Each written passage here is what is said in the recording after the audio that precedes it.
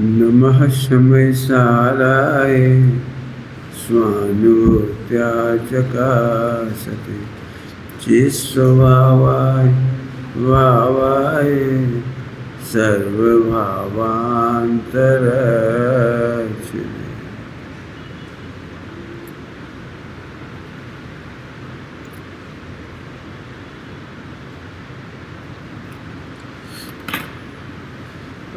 अब ये प्रश्न लेना पहले स्लिप रेडी।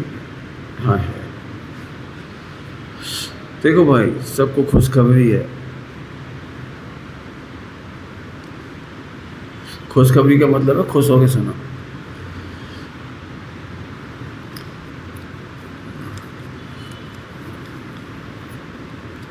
भ्रम नंबर 1, भ्रम माने दूर करने लायक। हमें लगता है कि हम जिसका विचार करते हैं वही हमारे निर्णय में है। ये सबसे बड़ी गलती है। हम उसका विचार करें या नहीं करें, वो हमारी मान्यता में रहता है, निर्णय में रहता है, मान्यता में रहता है। अनुभव के लिए विचार नहीं बदलने हैं। समझना सभी लोग। अब जो प्रश्न आए उन्हीं का, हमें क्या लगता है कि हम विचार करेंगे तो निर्णय पक्का होगा, और जिसका विचार करेंगे उसका अनुभव होगा। फिर से कह रहे हैं, विचार करने से निर्णय का और अनुभव का कोई संबंध नहीं। हो भी सकते हैं विचार और ना भी हो। जैसे सरल दृष्टांत दूं, हमारे पास लाखों चीज़ों के निर्णय हैं और विचार एक समय का में एक कब होता है।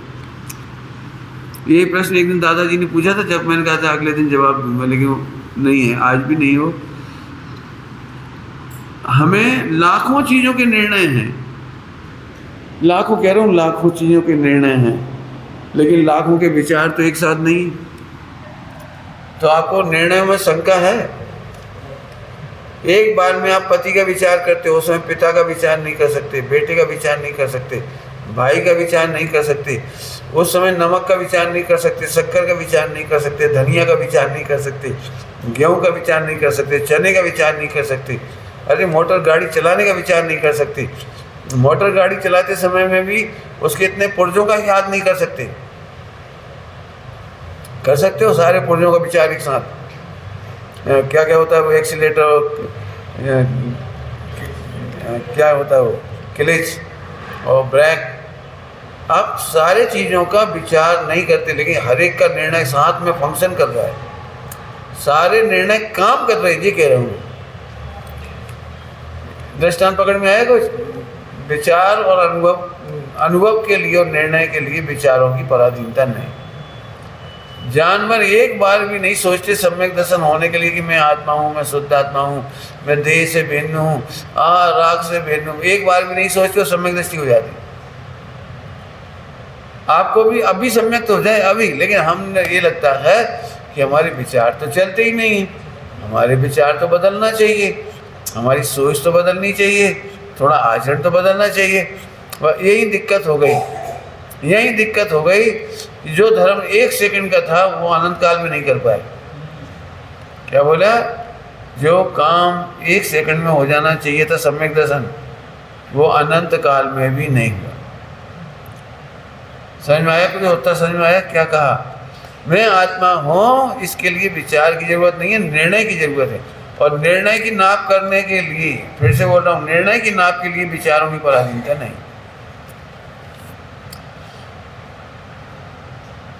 निर्णय करने में अकल नहीं चाहिए। माने अकल वैसी नहीं चाहिए तुम्हारी डिग्री वाली कि MSc हो तो जल्दी पकड़ ले, इंग्लिश मीडियम हो तो जल्दी पकड़ ले, संस्कृत वाला हो तो और जल्दी पकड़ ले, प्राकृत वाला हो तो और। इसकी भी ज़रूरत नहीं, अकल की ज़रूरत नहीं है, बस थोड़ी सी समझ की ज़रूरत है, थोड़ी सी समझ की। बताओ, त्रियंच गति के लोग सम्यक दर्शन करते, त्रियंच गति के जीव, वे उसमें क्या करती हों? नार की सम्यक दर्शन करते हो तो क्या सोचते होंगे? संस्कृत समझते होंगे कि हिंदी? नार की माने एक अबोध बालक होता है ना, अबोध बालक, वो भी समझता है मेरी माँ है। विचार नहीं करना। फिर कह रहा हूँ, विचार की जरूरत नहीं पड़ती। मैंने सबसे ज़्यादा कठिनाई लगती है सम्यक दर्शन में कि हमें विचार ही नहीं चल रहे आत्मा की। हमें अक्सर ये कहा जाता है कि विचारों में डूब जाओ, आत्मा में खो जाओ, आत्मा में गहरे गहरे उतर जाओ। ये सारे शब्द कंफ्यूजन खड़े करने वाले हैं। कुछ नहीं करना है आपको, बिल्कुल सिंपलेस्ट है। मैंने दृष्टांत दिए थे, आज फिर कह दे रहा हूँ।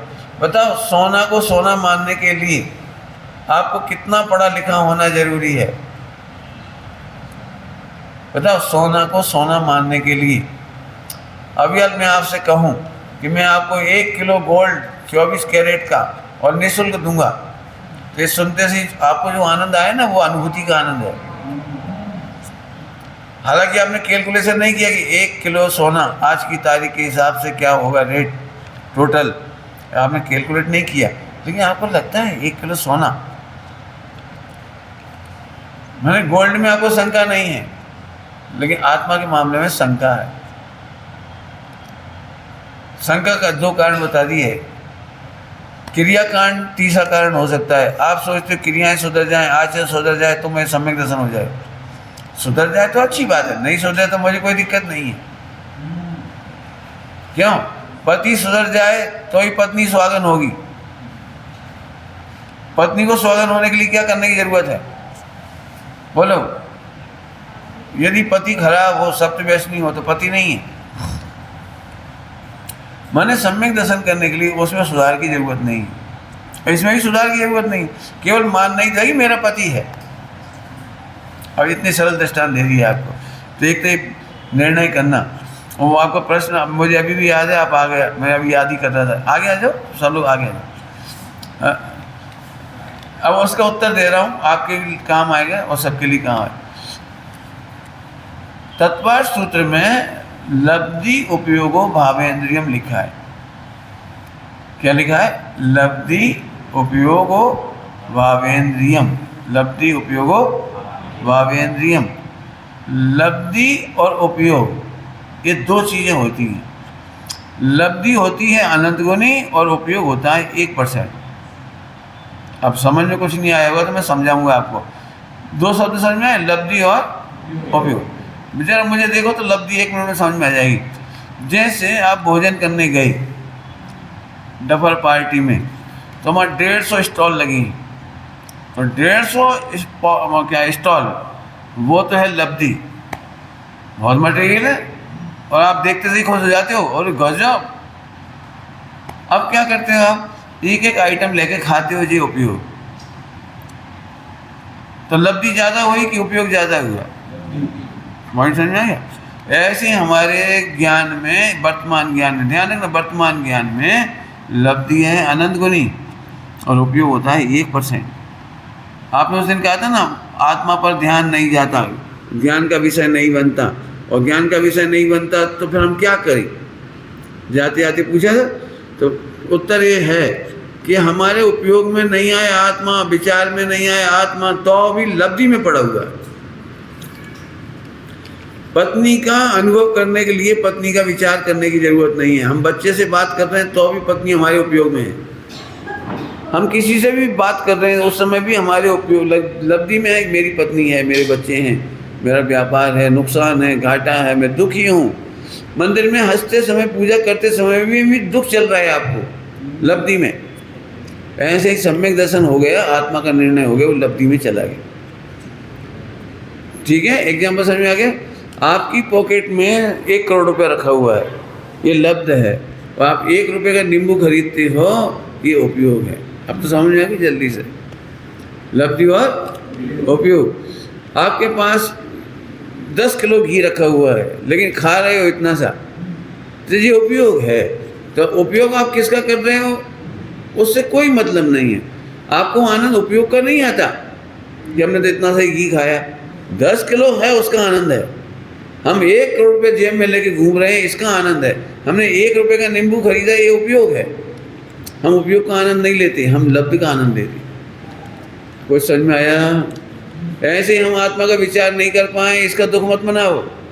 आत्मा अनंत गुणमयी है, मेरी लब्धि में पड़ा हुआ है। आत्मा अनंत शक्ति वाला है, प्रभु है, सिद्ध के समान है। बार बार सोच करके आनंद मत करो। फिर कह रहा हूँ सोचने में तो दुखी हो जाओगे यार, सोचने में तुम क्या कहें। एक काम करो, तुम अपने शरीर के उपयोग को सोच सोच के सुखी होकर बता दो। जरा सोचो, लड्डू खाते समय आप ये सोचते हो मैं मुंह से खा रहा हूँ, क्यों? क्या सोच के खाते हो लड्डू? हम कुछ भी नहीं सोचते कि मुख से खा रहे। अब समझाना होगा ना तो हम बहुत लंबा चौड़ा प्रवचन करेंगे। लड्डू मुख से ही खाना चाहिए। हे बेटा, कभी गलती से नाक से मत खाना, आँख से मत खाना, कान से मत खाना, फला से नहीं खाना। समझ में आया? माने वो समझ में है, विचारने की जरूरत नहीं पड़ती। मैं बाजार का भोजन नहीं करता था तो कॉलेज में भी नहीं खाता था। तो कॉलेज में प्रोफेसर लोग बोले कि तुम लोग हमारा भोजन क्यों नहीं करते? तो मैंने कहा मैं तो घर का बना खाता हूँ। तो बोले हमारा भी घर का ही बना हुआ है। अब देखो अब घर के बने का मतलब, तो हम के नहीं, हम हाथ का बना खाते हैं। ये तो हम क्या पाँव का बना खाते हैं।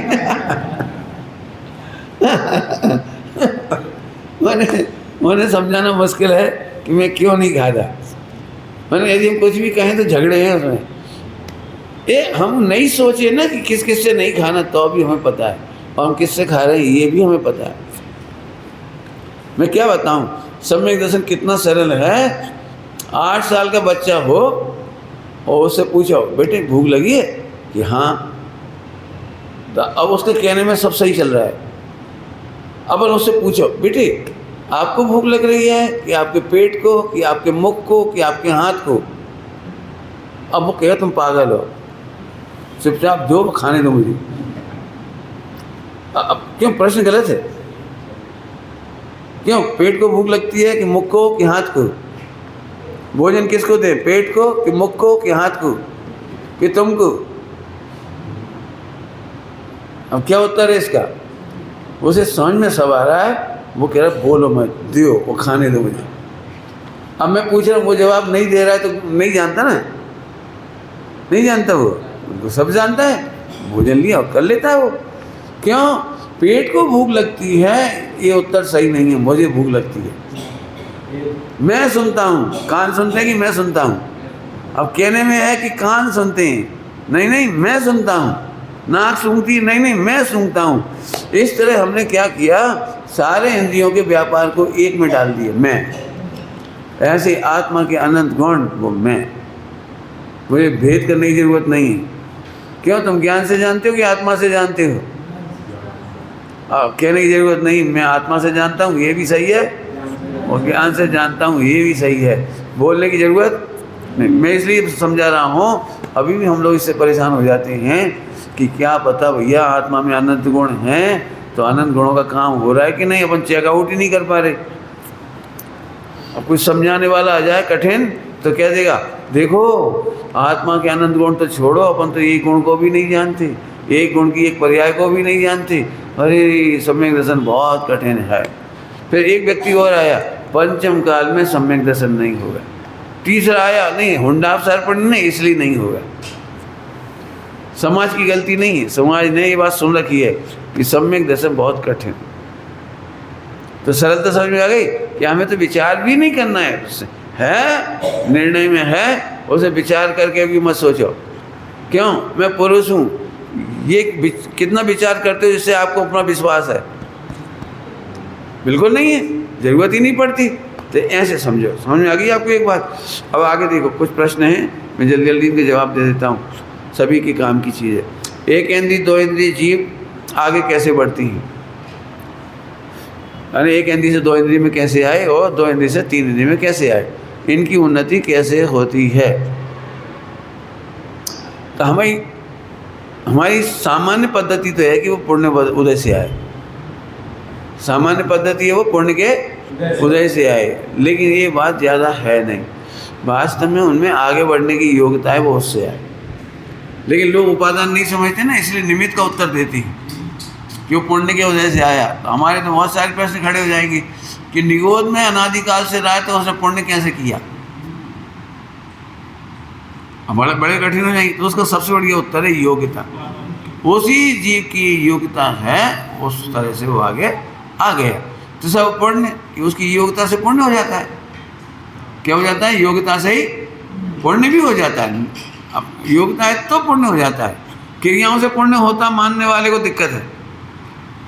सुबह बता दी ये बात है ना। आगे देखो, देव गुरु शास्त्र के बिना हम आगे कैसे बढ़ेंगे? बिल्कुल नहीं बढ़ेंगे। देव शास्त्र गुरु शास्त्र सामने है, देव हमारी श्रद्धा में, मंदिर में, मन तुम्हारी भाषा में, और गुरु है, उन्हीं की वाणी पढ़ रहे हैं। छठे गुणस्थान तक देव शास्त्र गुरु हैं, लेकिन मोक्ष मार्ग में उनके आलम्बन से, उनके आश्रय से, उनकी पराधीनता से पुरुषार्थ नहीं होता। आलम्बन से, समझ गए? आलम्बन से क्यों भाई? परीक्षा में आप पास होते हो तो टीचर पास करता है, कि टीचर मदद करता है तब पास होते हो, या आप अपने स्वावलंबन से एग्जाम लिखते हो तब पास होते हो? लेकिन अपन कहते क्या हैं? टीचर की कृपा से पास हुए। टीचर हमारे बहुत अच्छे थे, और आज तो हमारी ड्यूटी, उनकी ड्यूटी लगी हुई थी हमारे सर की। तो फिर सर ने क्या किया था? लगी थी, ये भी सही है, आपने आशीर्वाद लिया, ये भी सही है, लेकिन परीक्षा देते समय टीचर ने क्या किया था? चलो टीचर तो छोड़ो, लोग ये कहते हैं मैं माता पिता की कृपा से पास हुआ। अब माता पिता ने क्या किया ये और बताओ। चलो एक कदम और आगे जाती है, दादा दादी स्वर्गवासी हैं, उनकी फोटो रखी है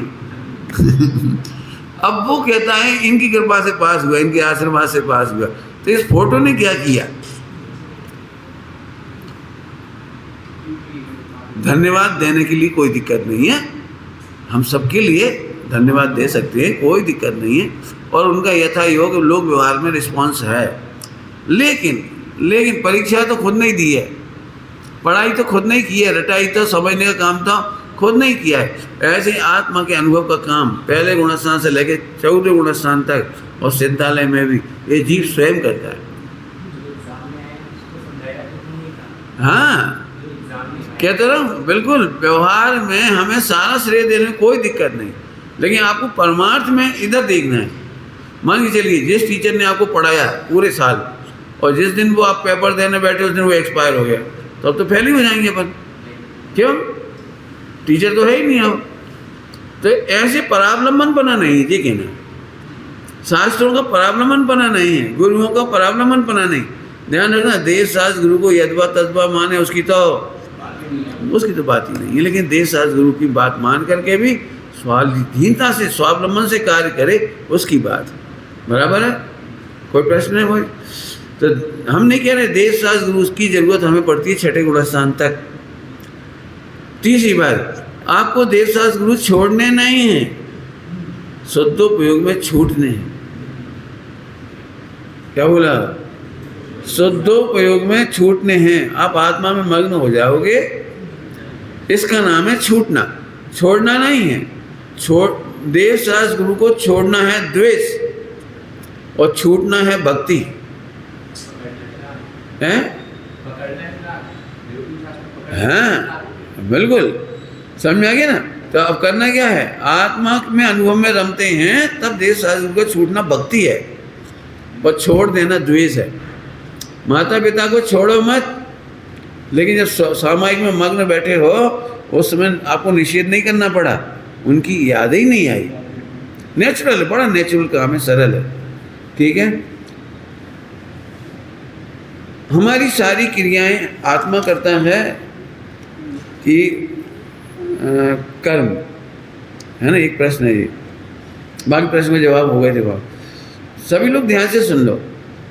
सारे काम का मतलब 30 पार्टी,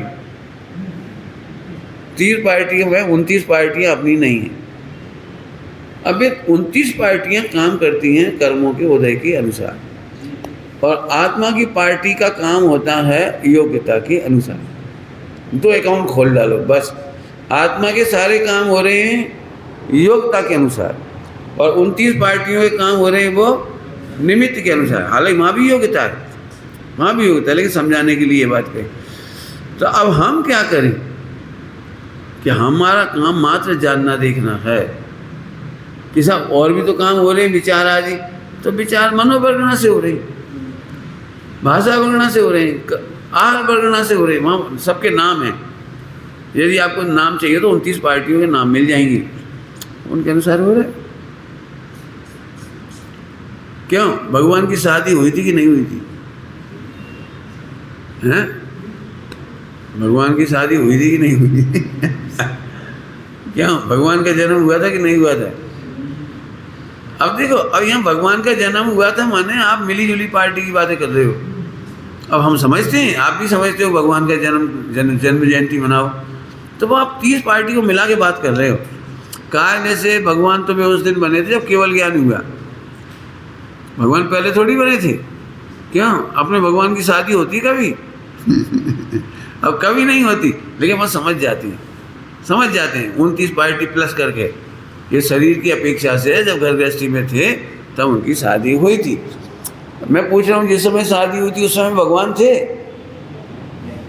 नहीं थे, लेकिन फिर भी हम कह देते हैं भगवान की शादी हुई। तो बोलना बुरा नहीं है, लेकिन मानने में तो पार्टियों का विभाजन करना पड़ेगा। आगे बात समझ में आ गई? देखो, एक सरल दृष्टांत दूँ। यदि कांग्रेस पार्टी का कोई गलत काम हो तो आप सोनिया गांधी से इस्तीफा मांगोगे, हाय हाय करोगे, खड़गे से कहोगे, किसी न किसी अध्यक्ष था उनसे कहेंगे साहब कांग्रेस का फंडा ढार कर दिया इनने, ठीक है? लेकिन जरा ईमानदारी से बताओ, इतने बड़े देश में कांग्रेस पार्टी के एक मेंबर ने गलती की, कोई गलत काम किया, तो उसमें खड़गे क्या करे? सोनिया गांधी क्या करे? सोनिया गांधी चाहती थी कि कांग्रेस पार्टी का नाम बैठ जाए, बदनामी हो जाए, वो तो नहीं चाह रही। लेकिन आप क्या करोगे ये बताओ?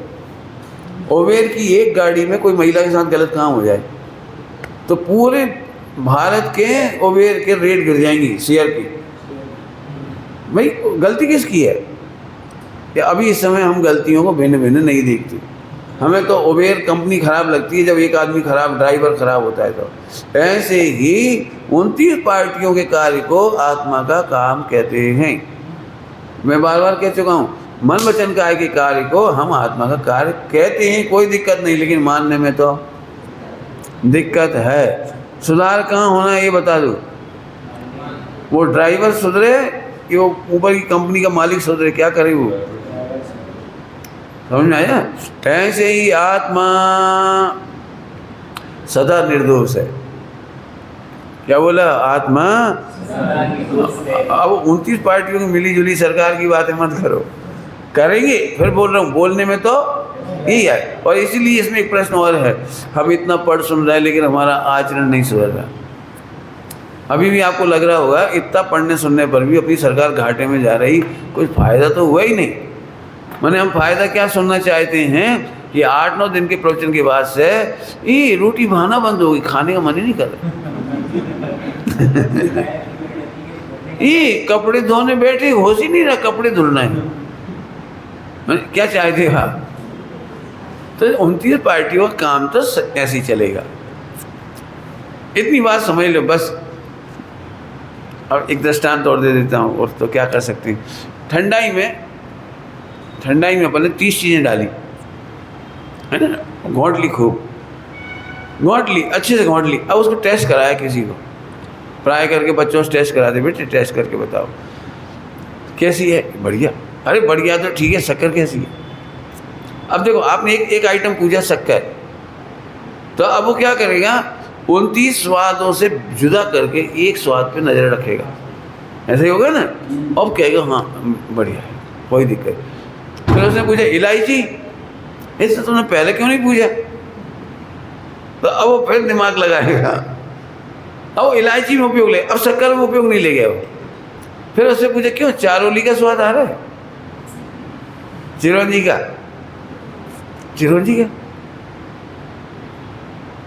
अब वो फिर पिया। इसका मतलब उसे टेस्ट तो सबका आ रहा है, लेकिन जिसका आप पूछे उस पर दिमाग लगाना पड़ रहा है। भाई ऐसे ही 30 पार्टियों का मिला जुला काम है ये प्रवचन करना और तुम्हारा सुनना। इनमें से एक पार्टी भी इधर उधर हो जाएगी ना, तुम चाहे के प्रवचन में नहीं आ पाओगे। तुम्हारा चाहे ना तुम्हारे पास रखा रहेगा, तुम यहाँ आ नहीं पाओगे। तो फिर हम क्या करें? धर्म सुनने से क्या फ़ायदा हुआ? आप तो कोई ऐसा उपाय बताओ कि आज के बाद हमारी चर्या एक जैसी हो जाए, कि यही गड़बड़ हो गई। फिर आप मिथ्यात को पुश करना चाह रहे हो। आपका एक जैसा मन वचन काय नहीं हो सकता। तो पंडित जी एक बार बताओ, प्रवचन में सुनने नहीं आ पाए तो फिर हम दुखी नहीं होंगे? यहाँ अब यहाँ उत्तर हो सकता है कि प्रवचन में नहीं आ पाए तब भी तुम आत्मा ही हो ये जान करके सुखी रह सकते हो। आना तो उद्यातहीन है, नहीं आना तुम्हारे हाथ में नहीं है। ऐसा नहीं हो जाता है? वो समाधि के टाइम मंदिर नहीं आ पाते तो नहीं आ पाते, कान नहीं रहे तो नहीं सुन पाते नमोकार मंत्र। अब क्या करें बोलो? तो उस समय भी वो पुण्य और धर्म कर सकता है कि नहीं? कान सुनने में असमर्थ हैं, पैर चल के आने में असमर्थ हैं, आँख से देखने में असमर्थता है, लेकिन धर्म करने में असमर्थता। तो पंडित जी उस समय क्या करें? कुछ नहीं, आत्मा तो अपन है। अब ये उत्तर समझ में नहीं आता बस थोड़ा सा। आप तो ऐसा उपाय बताओ इन 8-9 दिन के प्रवचन में कि मरते दम तक नमोकार मंत्र सुन लें। तो हम बहुत बड़े धर्मात्मा। आपको पता है लोग में धर्मात्मा किसे मानते हैं लोग? ये भैया इतने अच्छे से दे छूटी, आखिरी में नमोकार मंत्र सुन रहे थे। और हम नहीं सुन रहे होते तो नमोकार मंत्र नहीं सुन रहे होते तो उनका क्या होगा फिर? इसका मतलब तो शरीर की पराधीनता से धर्म हुआ। कान बढ़िया रहे, नमोकार मंत्र सुना से धर्म बढ़िया हुआ। हम फिर कह रहे हैं हम सुन पाएं या नहीं सुन पाएं, और आत्मा ज्यों का त्यों है। अब बार बार हम तो एक ही बात कहेंगे, आत्मा तो ज्यों का त्यों है। मैंने उसमें कुछ कमी वृद्धि नहीं हुई। दृष्टांत दे देता हूँ, वो तो क्या करूँ। सुनना भैया, अंतिम दृष्टांत मानो इसके लिए। सभी लोग जिन्हें सम्यक दर्शन करना हो ध्यान से सुनना। आपका एक बच्चा है छोटा सा, बिल्कुल छोटा सा, तो आप माँ बन गए, ये श्रद्धा होगी कि नहीं होगी? आप बांझ नहीं हैं, आप माँ हुए, माँ बन गई। इस श्रद्धा के लिए कोई दिक्कत नहीं। इतना सा बच्चा है तो दिक्कत है ना। अच्छा, अब इस बच्चे ने लैट्रिन कर ली तो अब तो अम्मा नहीं बन पाए। पंडित आप तो ऐसा प्रवचन करो कि बच्चा कभी लैट्रिन करे ही नहीं, तभी तो सम्यक दर्शन होगा। और कब होगा बताओ? सम्यक दर्शन माने मैं माँ हूँ, ये श्रद्धा। हाँ तो क्या करें भाई बोलो? नहीं पंडित जी आप ऐसे 10 दिन प्रवचन करो, इतना भेद विज्ञान कराओ, इतना प्रवचन कराओ, भेद विज्ञान करा दो हमको कि आज के बाद बच्चा रोए नहीं। तो वो बच्चा नहीं रोएगा तब तुम माँ बनोगे, माँ बने का श्रद्धान होगा, या बच्चा रोता रहे तो भी माँ बने का श्रद्धान होगा? हो गया ना? इतनी सम्यक दर्शन सरल है। आत्मा की पर्याय गंदी से गंदी हों और अच्छे से अच्छी हों। आत्मा तो मैं तो अब इतना से एक लाइन का सम्यक दर्शन। अब तुम जब करना चाहे कर लो, नहीं करना मत करो। अभी भी हमें फिर यहीं से लग रहा है यहाँ से कुछ ना कुछ होना तो चाहिए। ऐसे तो हम स्वच्छंद हो जाएंगे, फिर तो कुछ भी खाते रहेंगे। अरे खाने वाला 29 पार्टी हैं, खाने वाला पीने वाला, जो जो तुम समझ रहे हैं परेशानी। अभी बहुत लोगों को यही लगता है जब हमने आत्मा समझ लिया, द्रगुण पर्याय समझ लिया, गुणस्थान समझ लिए, सब समझ लिया, तो हमारे जीवन में व्यापार कम क्यों नहीं हो रहा? कई लोगों को दिक्कत हो रही होगी कि हमारे व्यापार में मोह घटना चाहिए, व्यापार की आसक्ति घटना चाहिए। और मैं कह रहा हूँ भले आदमी, व्यापार की आसक्ति घटने का नाम सम्यक दर्शन नहीं है।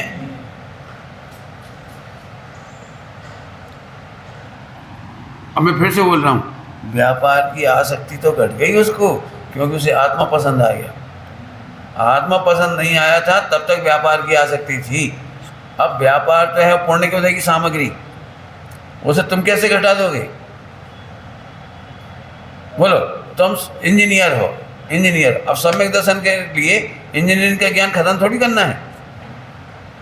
क्यों? इंजीनियर का जो एक्सपीरियंस है वो खत्म थोड़ी करना है।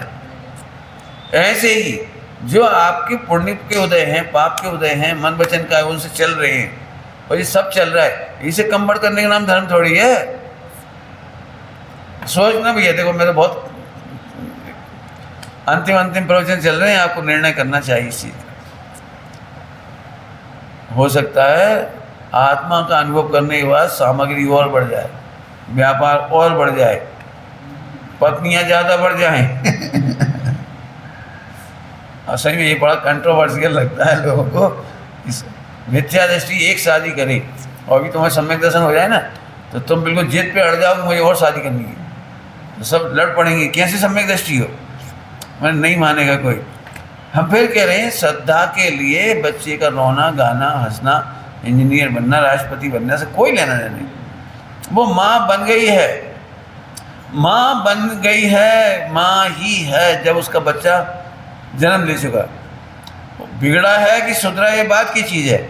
ऐसे आत्मा की पर्याय निर्मल है कि अनिर्मल है, शुद्ध है कि अशुद्ध है, ये बात की बात है। आत्मा तो चलो, अब तो मैंने सारे प्रश्नों के जवाब दे दिए। अभी अपने पास इसको पढ़ना, अपने को साता वेदनी पढ़ रहे थे, याद है आपको? देखो कितना बढ़िया साता वेदनी 3 पॉइंट हुए थे, याद है? भूत अनुकंपा कौन सा पॉइंट था पहला? भूत मतलब जीव, भूत मतलब मैं, जीव है ना। भूत अनुकंपा प्राणी मात्र, और फिर था व्रति अनुकंपा, 2 हो गए थे, तीसरा हो गया था दान। तीनों प्रकरण बढ़िया खुले थे। अब आगे की चर्चा है, ये इससे बड़ा कैटेगरी का पुण्य होता है संयमा संयम। संयमा संयम अर्थात चौथा गुणस्थान में, पहले तो पंचम गुणस्थान, पंचम गुणस्थान में संयम भी है और असंयम भी है, दोनों एक साथ है, तो संयम असंयम है। सरल भाषा में समझो, अब ध्यान से सुनना, फिर बड़ी उल्टी पढ़ाई है। ये मैं सुबह ही कह चुका कि साता वेदनी बांधने के लिए एक केंद्री से लेकर सब स्वतंत्र है, लेकिन यहाँ पर तो जैनों को सामने रख करके पढ़ा रही। वे यदि संयम लेते हैं, जो अणुव्रती होते हैं, उनको भी साता वेदनी का बंध होता है। लेकिन यह क्रियाकांड की बात नहीं है। ऊपर से तो हमने व्रत और उपवास ले लिए और अंदर में आत्मा का परिणाम दुखी है, तो व्रत उपवास नहीं कहलाएगा, वो संयम असंयम नहीं कहलाएगा। एक हिसाब से लिखा है ग्रंथों की टीका में कि जब तक आत्मा का अनुभव नहीं हुआ तब तक असंयम है। क्या कहा? हाँ, पहले गुणस्थान असंयम का गुणस्थान है, पढ़ो जाके गुणस्थान को पढ़ो। पहला गुणस्थान है वो असंयम का गुणस्थान है। अब कोई जीव है तो पहले गुणस्थान में, और बाहर में बेस है मुनि का, तो अभी वो असंयम ही है। तो साहब उसे साता वेदनी बंधेगी कि नहीं? कि देखो साता वेदनी तो एक इंद्रिय को भी बन जाती है, अजैनों को भी बन जाती है, सुबह कहा था। कीमत उसकी नहीं कि साता वेदनी बनती है। यहाँ तो दी बेस्ट रखा गया है कि जो असली पंचम गुणस्थान बढ़ती हैं, 7वें गुणस्थान बढ़ती हैं, आगे के गुणस्थान बढ़ती हैं, उनके बहुत 700 पुण्य का बंध होता है। 700 वजन दे दिए मैंने, क्या बोला मैंने? और बहुत ज़बरदस्त पुण्य का बंध होता है। अब ये 700 क्या होता है? तो 700 मैंने अपन चमत्कार समझती हैं कि उनके पास बहुत पैसा आ जाता है, छप्पर फाड़ के, ऐसा सब समझे। ध्यान से सुनना, 700 ये है कि बाहर में पुण्य का उदय हो या पाप का उदय हो, उनको कष्ट नहीं होता, खेद खिन्नता नहीं होती, तकलीफ नहीं होती। ये 700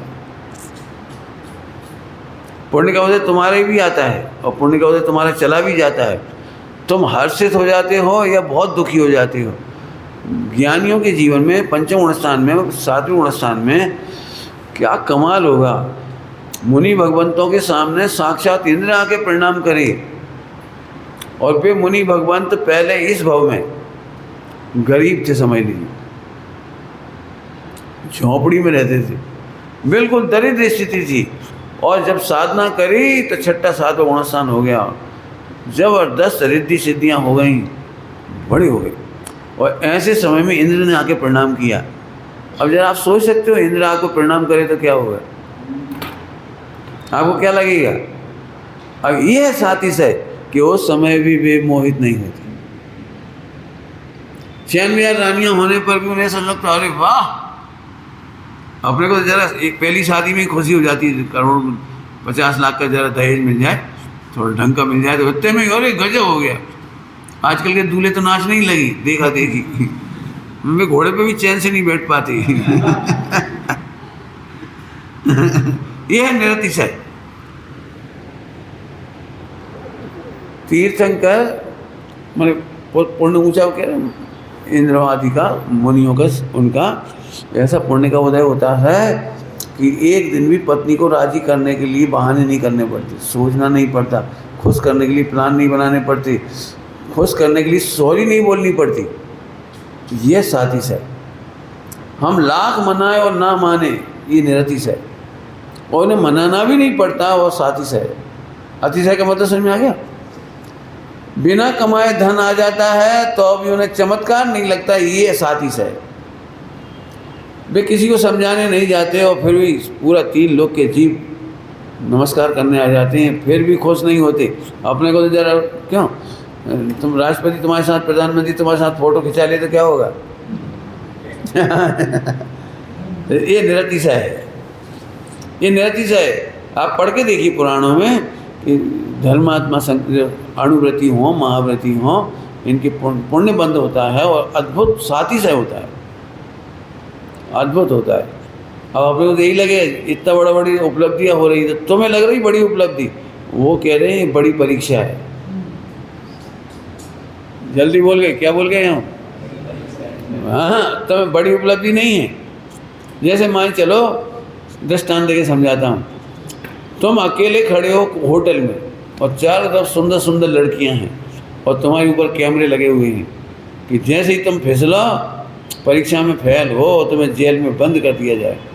तो अब ये तुम इतनी लड़कियों को देख के खुश होगे या परीक्षा में सावधान रहोगे? यहाँ से सावधान रहती है, फिसलते नहीं है। अरे इंद्र आया, अरे अच्छा इंद्र, ये देखा तुमने? देखा सुमत प्रकाश के हालचाल। तो ये निरतिशय है। सातिशय में विकल्प ही नहीं आता। अरे रे, आत्मवैभव के सामने ये तो क्या कीमत है। दृष्टांत लोकी की दे रहा हूँ, तो कोई रास्ता नहीं समझा। एक वैसे दे चुका दृष्टांत, आप समझ भी गए। अच्छे किस्म के जो दूल्हे होते हैं, दूल्हा समझिए, वर लड़का अच्छे किस्म के होते हैं, उन्हें दहेज में कितनी बड़ी आइटम मिल जाए लेकिन शांत भीतरागी भाव से बैठते हैं। देखा नहीं देखा? सारे बाराती खुशियां मनाते, अरे कार, अरे बस बिस्तर, एक एक आइटम, और तिजोरी, एक एक आइटम देख देख के सारी पब्लिक खुश होती है, एक दूल्हा को छोड़ के। कल्पना करो, और दूल्हा को जैसे ही मालूम पड़ा कि वो दहेज रख दिया संभाल करके, हैं, जमा दिया, और दौड़ के जाए, वो कार पे हाथ फेरने लगी, तो आपको कैसा लगेगा? बताओ। वो बिस्तर चेक करने लगी, बर्तन चेक करने लगी, और बढ़िया खुशियाँ मना लगे कि साथ फोटो खींचने लगे, सेल्फी। क्यों? सही बता ना, आपको ऐसा लगे हम कहाँ ठगा गए, जिसने तो कभी देखा ही नहीं है, मानो इसने तो कभी खाया ही नहीं है। कल्पना करो, दूल्हा की थाली लगा के लाए खाने के लिए, उसमें आइसक्रीम भी थी, और वो वीडियो बना रहा है खुद ही की, देखो आइसक्रीम। तो वो ससुराल पक्ष के कैसा ढोर है। मैंने ये वीडियो पोस्ट करेगा ये सेल्फी पोस्ट करने लायक है। तो इसका मतलब वो निरतिशय है। समझ गए ना आप? क्या कमाल है। 3 लोग के सर्वोत्तम पुण्य के उदय होते हैं और मन नहीं जाता, ये है सातिशय। तो अब जो मैं चर्चा कर रहा हूँ उनकी कर रहा हूँ, सच्चे अणुव्रतियों की, सच्चे महाव्रतियों की, उनका सातिशय पुण्य होता है। बराबर है? तो साता वेदनी हुई। आगे क्या हुआ? अकाम निर्जरा। अकाम निर्जरा समझते? पहले पढ़ा चुके पिछली बार। हाँ, निर्जरा के भेद में पढ़ाया था, सकाम अकाम। फिर भी एक बार और बता देते हैं। बाकी देखो, संयम वगैरह है ना, वो तो सकाम निर्जरा भी हुई, तो सातिशय हुआ। अकाम निर्जरा माने मिथ्या दृष्टियों की भी हो सकती है, उनकी अपन मिथ्या दृष्टियों मुख्यतः से लेंगे। मिथ्या दृष्टि भी मंद कसाय में जो व्रत उपवास आदि कर लेते हैं, या अकाम की एक परिभाषा है बहुत जोरदार, वो सुनाता हूँ आपको। मन में चाहे तो नहीं रहते, लेकिन फिर भी शांति से कर लेती। अकाम निर्जरा मिथ्या दृष्टि कैसी है? वो उपवास करना तो नहीं चाह रहा था, लेकिन अब खाने को ही नहीं मिला, तो उसने सोचा कोई बात नहीं, आज का उपवास, तो मजबूरी में उपवास किया है। ये अकाम निर्जरा। फालतू बैठे थे, कहीं मन नहीं लगा तो चलो धर्म ही पढ़ लें। धर्म नहीं पढ़ना चाह रहा था वो, तो इसलिए पढ़ रहा है कि चलो कहीं और मन नहीं लग रहा है तो यही पढ़ लो। तो ये अकाम निर्जरा। अंदर तो ऐसी गुस्सा आ रही थी कि सबकी 12 बजा दे, लेकिन ठीक है, अब सब लोग क्या कहेंगे, शांति से नमो हरिहंतरणम नमो सिद्धाणम, अपनी पुण्य पाप का उदय भैया, कोई का बुराई नहीं है। अंदर आग लग रही है, तो अकाम निर्जरा समझ में आ गई कि अकाम माने इच्छा नहीं थी, फिर भी शांति से समय निकालता है तो उसको अकाम निर्जरा हो जाती। और अकाम निर्जरा का मतलब है साता वेदनी। अब साता वेदनी माने घटिया क्वालिटी की। मिथ्या दृष्टि की जितनी अकाम निर्जरा है वो हल्की क्वालिटी है, उसकी क्वालिटी बहुत हल्की है। और अपने सबके जीवन में इसलिए संकट आते हैं क्योंकि वो हल्का पुण्य लेके आए। बोलूं थोड़ा बोलूं, ये तो आपने देख लिया, वो चाहे अंबानी हो चाहे अडानी हो, कोई हो, रोज अखबारों में उनके बारे में कुछ ना कुछ निकलते ही रहता है, लोग कुछ ना कुछ कहते ही रहते हैं। फिल्मी हीरो हीरोइन हो, बड़े बड़े कुछ भी हो, कोई बड़े बड़े नेता हों, उनके बारे में कोई ना कोई कुछ ना कुछ कह ही देता है। मैं अब एक के नाम से कोई कहानी नहीं सुना रहा हूँ, रोज पढ़ रहे होगे अखबारों में। आप कल्पना भी नहीं कर सकते हो कि जो कुछ मिला है वो पुण्य का उदय है, और जितना कष्ट मिल रहा है, आपको बुरा लग रहा है, वो निरतिशय पुण्य। मिथ्या दृष्टियों का पुण्य इतना हल्का होता है। क्या बोला हमने? मिथ्या दृष्टियों का पुण्य इतना हल्का होता है। हमें तो सुनना ध्यान से, सातिशय पुण्य का उदय तो ये था कि हमें नौकरी ना करना पड़ती, और निरतिशय पुण्य का उदय है कि नौकरी कर रहे हैं, उससे भी संतुष्ट नहीं है, और उसमें भी रिश्वत खा रहे, और रिश्वत के लिए अपने परिणाम बिगाड़ रहे, लोगों को दुखी कर रहे। ये निरतिशय पुण्य के उदय के बिना तो पैसा नहीं मिलेगा, लेकिन पाप बंधाता हुआ आ रहा है, दुखी करता हुआ आ रहा है। अभी सब जगह लगा लेना, घर तो बना लिया अपन ने, लेकिन फिर भी परेशान है घर में। शादी तो कर ली, लेकिन शादी को लेके परेशान है। बच्चे तो हैं, लेकिन बच्चों को लेके परेशान है। ये निरतिशय पुण्य कहलाता है। कुछ बोलता हूँ, ध्यान से सुनना। कितना चमत्कारी ऐसी बात है, कितनी अद्भुत बात है कि मिथ्या दृष्टि को पुण्य का उदय भी निरतिशय है, और साधु भगवंतों को पाप के उदय में भी सातिशय पुण्य का उदय। अभी समझने में मेहनत लगेगी। क्या कहा मैंने? सातिशय। क्यों मैंने सातिशय को कहाँ से नापा था? चित्त दुखी नहीं होता। तुम्हें दुख क्यों हो रहा है? बता सकते? तुम्हें दुख क्यों हो रहा है? और सम्यक दृष्टि को दुख क्यों नहीं हो रहा? क्योंकि तुम 29 पार्टी में मौज करे थे, इसलिए तुम्हें दुख हो रहा था, और उन्हें मालूम पड़ा कि पाप के उदय में 29 पार्टियां घटी हैं, मेरा कुछ नहीं घटा। समझ में आया कुछ क्या कह रहे हैं? 29 पार्टियों में गड़बड़ दिखाई दे रही, मेरे में नहीं दिखाई दे रही। मैं तो मजे में हूँ। जरा सोचो कितना मजा आएगा। दृष्टांति दे सकते हैं। कल्पना करो, अभी कोई मार्केट में कुछ हो, उठा पटक हो जाए। उठा पटक समझ गए? Market up and down. तो अब सब टेंशन में आ जाएंगे, लेकिन आपको अच्छी तरह से पता लग गया कि जो सेंट्रल गवर्नमेंट की नई पॉलिसी आ रही है, उसमें शराबे वालों को कुछ नहीं दिक्कत है। शराबे वालों को दिक्कत नहीं है, मैंने अपना अपना लगा लो सब।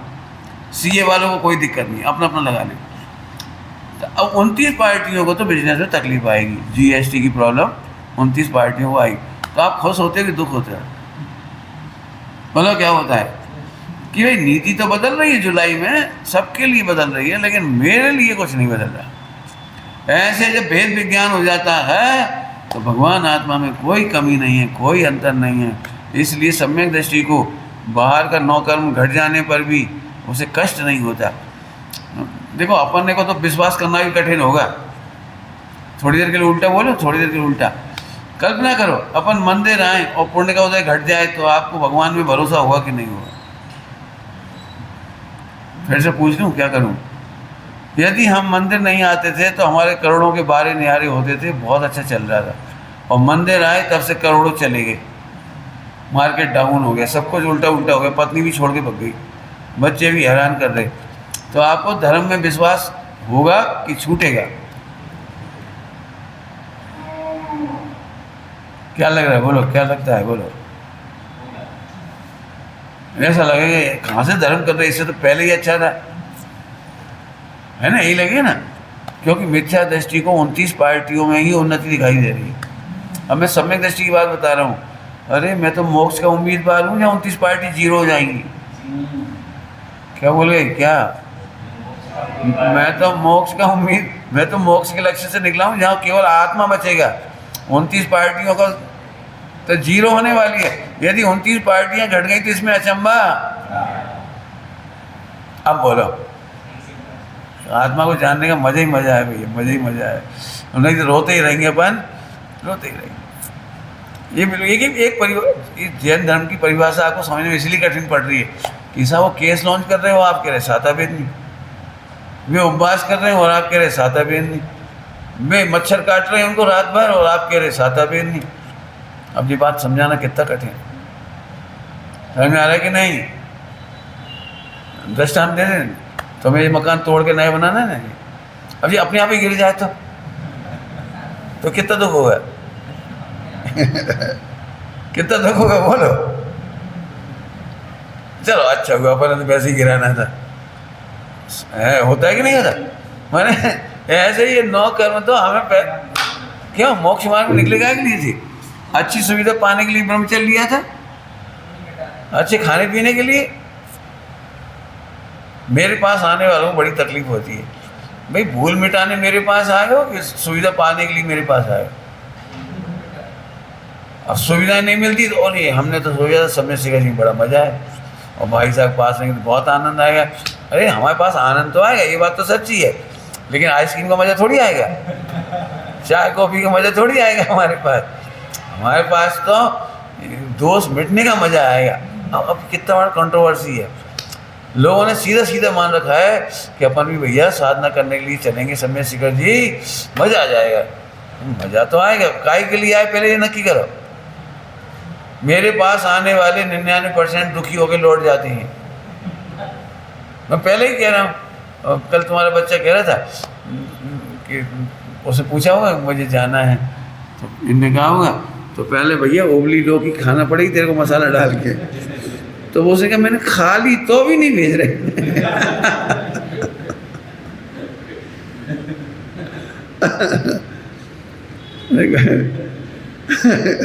खैर हमारा कहने का मतलब है हमें बड़े जन गुरुजन इसलिए अच्छे नहीं लगते कि वो हमारी कमियां बताते। हमें बड़े जनों के पास आनंद तभी आएगा जब दोष मिटाने आए हैं। हम एक बात कह रहे यदि आप नहीं सुधरोगे तो दुनिया में कहीं चले जाओ, आप सुखी कैसे हो जाओगे? नहीं सुधरेंगे तो बता दो, आप एक लड़की नहीं सुधरे, मेरे को कोई सुनाना नहीं चाहिए, तो सबसे पहले तो हस्बैंड ही सुनाएगा, और हस्बैंड को छोड़ के कहाँ भागोगे? चलो भाई सास बिना सुनाए रह जाएगी, कोई बात नहीं भैया क्या करें, फिर बच्चे सुनाएंगे, अब क्या करोगे? मैं एक बताऊँ आपको, सास सबसे कम सुनाती है, उससे ज़्यादा सुनाता है हस्बैंड, और हस्बैंड का भी मजबूरी हो सकती है, लेकिन बच्चे बर्दाश्त नहीं करते। दुनिया में सबसे बड़ी हार होती है अपनी संतान से। मैं सच में इतने अनुभव है मेरे पास कि एक बेटा नशा करने लगे, गांजा भांग पीने लगे, एडिक्शन कर ले वे, और करोड़ों रुपए के जुआ खेल जाए, घर का सारा सामान गंवा दे, तो भी माँ बाप उसे निकाल नहीं सकते, पुलिस में नहीं दे सकते। यदि यही माँ होती है ना, माता पिता कर रहे होते संतान के लिए, तो संतान माता पिता को 1 मिनट में छोड़ के अलग हो जाए। पापा जी मैं कमा रहा हूँ और आप गंवा रहे हो, किससे पूछ के आपने पैसा खो दिया? बच्चे ऐसे करेंगे, और बच्चा कितना भी खो दे लेकिन पिता उन्हें आप कल्पना नहीं कर सकते। तो आपको लगता है कि मैं सुन नहीं सकते, हम कह रहे सुनना सीखो। 29 पार्टियों का भेद विज्ञान नहीं करोगे, 30 का, जब तक भगवान आत्मा नहीं दिखेगा तब तक सच में करोड़ों पूजा पाठ करके भी जीव दुखी ही है। मैं पूजा पाठ का विरोधी नहीं हूँ, मैं केवल आत्मा का फॉलोवर हूँ, मैं पक्षधर हूँ। आप आत्मा जरूर समझो। एक बात तो पक्की है कि पिछली बार ही कहा था, बहुत आनंद लिए अपने पिछली बार, जब निगोद में कुछ नहीं बिगड़ा तो अब क्या है हम, अब तो प्रमोटेड है। क्यों? जब अन्य धर्मों में जन्म लेकर के और सप्त वैष्णवों में जन्म लेकर के हम सुरक्षित आ गए, तो अब तो बहुत बढ़िया है। मैं तो आप में से कोई मेरे पास आते हैं, अभी एक प्रश्न पूछा था कि हमारा जीवन तो बहुत खराब जा रहा है, तो मैंने क्या जवाब दिया था? जीवन खराब कहाँ जा रहा है, देखो कितना अच्छा जा रहा है। एक इंद्रिय जैसा नहीं जा रहा, दो इंद्रिय जैसा नहीं जा रहा, तीन इंद्रिय जैसा नहीं जा रहा, सप्त वैष्णवियों जैसा नहीं जा रहा, पापियों जैसा नहीं जा रहा। कितनी वैरायटी अच्छी है। खूब खुश रहो। पापी से पापी व्यक्ति को मेरा पहला संदेश है, खुश रहो। अब आगे हमें दोष मिटाने, खत्म बात। अब दोष मिटाना ये भी कहने की बात है, अपने को भगवान स्वीकार करते ही अनंत दोष मिट गए। उस बच्चे ने इतनी बढ़िया बात लिखी थी, तुम्हारे बच्चे ने, आप कल्पना भी नहीं कर सकते मैं कितना खुश हूँ उस पर। उसने ये लिखा कि आत्मा को जानते से ही समुद्र सूख जाता है पाप का। क्या बढ़िया लाइन। एक बच्चे से आप 7वीं पास से क्या कल्पना करोगे, मैंने ऐसी लाइन सुन के। और ऐसा नहीं कि आज के प्रवचन से लिखी है, ये तो उसने सुना होगा, तब उसे मालूम होगा कि आत्मा को जानने से समुद्र पर और पाप सूख जाता है। अच्छी बात, बहुत बढ़िया, समझ में आ गई बात। बिल्कुल कठिन नहीं है ये विचार करना, ठीक है। ओम नमः शिवाय। तो अपने 7 वेदनी के पढ़ लिए। एक का तो और अभी टाइम है 2-3 मिनट दूँ। हाँ, मैं अब खतरनाक पॉइंट बता रहा हूँ आपको, खुश होने के लिए अच्छा पॉइंट बता रहा हूँ। इसमें लिखा होगा, पढ़ना आप। बंध के मूल कारणों में स्त्री वेद का बंध क्यों होता है, पुरुष वेद का बंध क्यों होता है, नपुंसक वेद का बंध क्यों होता है, ऐसा सब लिखा है। देवायु का बंध क्यों होता है, कैसे होता है, सब मैंने पढ़ना चाहिए सब। और पढ़ कर के जल्दी नहीं निकल जाओ। मैं जानता हूँ कि अपन बहुत जल्दी निकल जाते हैं। उस लाइन पर एक इंद्री से लगाकर सब में लगा हुआ, एक इंद्री से लगा करके सब जीवों में घटित करके देखो। यहाँ जो लिखा है ना, बहुत स्थूल लिखा है। मैं कह रहा हूँ, चाहे वो दिगंबरों की टीका हो, चाहे श्वेतांबरों की, बहुत स्थूल लिखा गया। अब वो सब तो पढ़ ही लोगे आप जो उसमें लिखा है। जो आत्मा का अनुभव करने में असमर्थ अनुभव करते हुए नपुंसक हो जाते हैं। आत्मा का अनुभव करने में असमर्थ अनुभव करते हैं। जैसे कोई व्यक्ति ये कहे मैं बच्चों को जन्म नहीं दे सकता, तो नपुंसक है वो। तो जो ये कहता है मैं बच्चों को जन्म नहीं दे सकता, वो नपुंसक है। ऐसे जो ये सोचता है कि मैं आत्मा का अनुभव नहीं कर सकता, ये नपुंसक लिंग के बंधकार है। इसलिए भूल करके भी मत बोलो कि मैं आत्मा का अनुभव नहीं कर सकता हूँ। मैं आत्मा का अनुभव कर सकता हूँ, बस समय का इंतजार है। इस समय के इंतजार के लिए बढ़िया शब्द है काल लब्धि। बिल्कुल हमें नहीं मालूम काल लब्धि कब आएगी, लेकिन काल लब्धि का इंतजार है। मैं तो सम्यक दर्शन के लिए समर्थ। जो 20, 25, 30, 35 साल का व्यक्ति अंतरिक्ष में गया है, वो भी किसी दिन इतना सही था। अब ये बच्चा भी जाएगा, काल लब्धि का इंतजार है सब। ये भी एक दिन डॉक्टर बन जाएगा, इंजीनियर बन जाएगा, ये भी हार्ट का ऑपरेशन कर देगा। इतना सा बच्चा, बस काल लब्धि का इंतजार है। हम ये कभी नहीं कहते कि हमारा बच्चा डॉक्टर नहीं बन सकता। इतना सा बच्चा क्या डॉक्टर बनेगा, इतना सा बच्चा क्या डॉक्टर बनेगा, इतना सा बच्चा कुछ नहीं कर सकता। आप ऐसे नहीं बोलेंगे हमारा बच्चा भी कभी नेता बनेगा, अभिनेता बनेगा। सब कहते कि नहीं कहते? जब आप इतने से बच्चे की योग्यता को परमानेंट नहीं मानते, तो आत्मा की योग्यता को परमानेंट क्यों मानते? अप्पा स्वामी की कहानियों में लिखा है, बहुत अच्छी अच्छी कहानियाँ हैं। उसमें एक प्रश्न आया कि मैं सम्यक दर्शन नहीं कर सकता, तो उन्होंने पूछा गुरु ने, आज या कभी नहीं? प्रश्न में आया क्या कह रही? आज। अब वो सोचने पड़ गया। अभी तक उसे सोचा नहीं था आज या कभी नहीं। हम तो वर्तमान की अयोग्यता को, कमी को परमानेंट मान लेते हैं, हम नहीं कर पाएंगे, हम नहीं कर पाएंगे, हम नहीं कर पाएंगे। अरे तो आज नहीं कर पाओगे, कभी नहीं कर पाओगे। हम मोक्ष नहीं जा सकते, बहुत पापी हैं, बहुत पापी हैं, तो आज या कभी नहीं। और कभी जा सकते हो तो इसकी खुशियां मनाओ, कभी सम्यक दर्शन कर सकते इसकी खुशियां मनाओ। सम्यक दर्शन होने के बाद खुशियां नहीं मनाई जाती, खुशियां मनाने पर सम्यक तो होता है। हाँ, क्या कह रहा हूँ, सम्यक दर्शन हो जाएगा उस दिन तुम्हें पता लग जाएगा, फिर तुम खुश होगे। क्यों? अरे खुश हो जाओ, मैं आत्मा हूँ, बहुत गजब की बात है, आत्मा कोई छोटी मोटी बात नहीं। तो जिन्हें नपुंसक, अब तुम सोचोगे नपुंसक ऐसे कैसे हो जाएंगे, तो आपको पता होना चाहिए एक केंद्री से लेकर के नारकी पर्यंत नपुंसक है। सबसे ज्यादा जीव राशि नपुंसकों की, सबसे ज्यादा राशि समझ गए। एक इंद्रिय पूरा नपुंसक, निगोद पूरा नपुंसक, दो इंद्रिय नपुंसक, तीन इंद्रिय, चार इंद्रिय, पांच इंद्रिय, और संगी पंचेंद्रिय मनुष्य में नपुंसक। देवों में नपुंसक नहीं होती, नारकियों में पूरे नपुंसक। जरा आप सोचो तो अपन कितनी जीत के आए यहाँ पर। देवशास्त्र गुरु ऐसे ही नहीं मिल गए, भगवान ऐसे ही नहीं मिल गए, और तुम्हें पुण्य के उद्देश्य से नौकरी, व्यापार, धंधा ऐसे ही नहीं मिल गया। बहुत कमा के आए हो।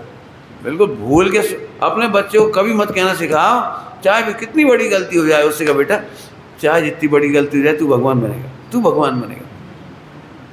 जब वो पूछे ना मैं कैसे बनूंगा भगवान की गलती करने पर, बेटा ये गलतियां शाश्वत नहीं और तू शाश्वत है। तू आज नहीं तो कभी ना कभी बनेगा, बनेगा बनेगा। घुट्टी में पिला दो बच्चे को, बिल्कुल आनंद कर, आनंद कर। हमने एक डायलॉग लिख रखा है, आनंद करो कि मैं आत्मा हूँ। आनंद करो क्योंकि मैं आत्मा हूँ। अरे आत्मा होने की बहुत बड़ी बात है। बच्चे को सही कह रहे, इतना आनंद आएगा बचपन से ही, पूछो नहीं। अब स्त्री कौन बनता है फिर, कि जो हमेशा अनुकूलताओं की प्रतीक्षा करते हैं कि ऐसा हो जाए तो मैं धर्म करूं, ऐसा हो जाए तो मैं त्याग करूं, ऐसा हो जाए अनुकूलता तो दान करूं। माने आत्म कल्याण के लिए प्रतीक्षा करने की पद्धति से स्त्री बन जाती है। और इसीलिए स्त्रियां परावलंबी होती हैं। स्त्रियों को बहुत परावलंबन होता है, वे अकेली नहीं जा सकती, जंगल में अकेले नहीं रह सकते, साधना के मार्ग में अकेले नहीं जा सकती। पुरुष अकेला चला जाए लेकिन महिलाएं नहीं जा सकती। क्यों? उन्होंने पूरे जीवन में भावना बहाते हैं कि अनुकूलता बन जाए कहीं से। अब आपको स्त्री भेद का बंद नहीं करना हो तो अनुकूलताओं के इंतजार मत करो और प्रतिकूलताओं को हटाने की कोशिश मत करो। प्रतिकूलता होने पर भी आत्मा में 1% प्रतिकूलता नहीं हुई, ये देख के खुश हो। मैं थोड़ी देर पहले कहा था हम तो मोक्ष जाने निकले तो ये 9 कर्मों के 29 भेद तो ये तो हटने ही हैं। हमें तो कल हटने थे तो आज हट गए, हमें क्या दिक्कत है। ऐसे कभी भी कितनी भी प्रतिकूलता आ जाए आत्मा में हानि नहीं होती। ये देख करके खुश रहो तो पुरुष भेद का बंद होगा और पुरुष भेद का उदय होगा। ओम नमः शिवाय।